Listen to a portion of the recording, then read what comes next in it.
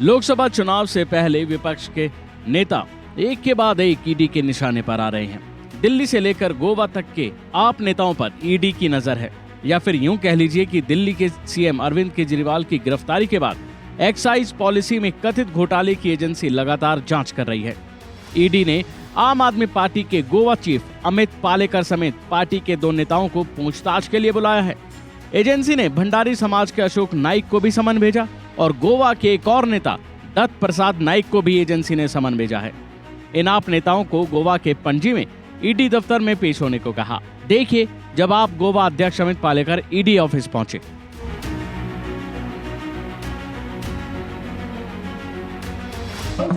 कल रात को 4 बजे, कल शाम को 4 बजे।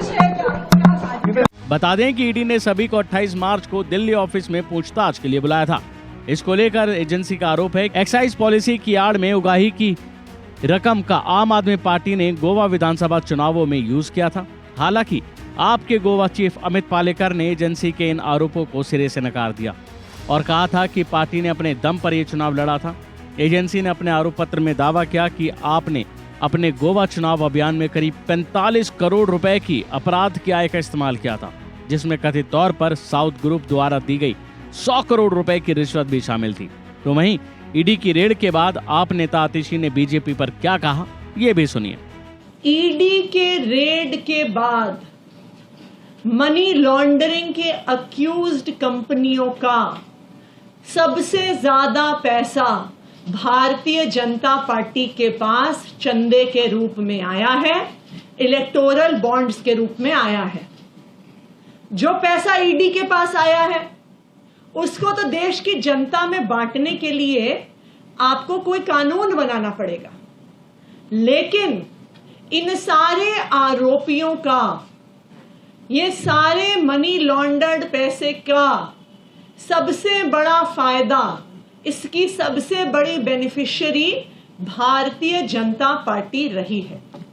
तो अगर आप इन भ्रष्ट कंपनियों का पैसा, इन मनी लॉन्ड्रिंग कर रही कंपनियों का पैसा देश की जनता में बांटना चाहते हैं, जनहित में बांटना चाहते हैं, तो मैं आपसे आग्रह करूंगी कि जो 41 ऐसी कंपनियां हैं जिन पर आईटी की रेड हुई, जिन पर सीबीआई की रेड हुई, जिन पर इन्फोर्समेंट डायरेक्टोरेट की रेड हुई और जिन्होंने 2741 करोड़ रुपए का चंदा भारतीय जनता पार्टी को दिया है, आपको उसको बांटने के लिए, उसको जनहित में लगाने के लिए आपको कोई कानून नहीं चाहिए।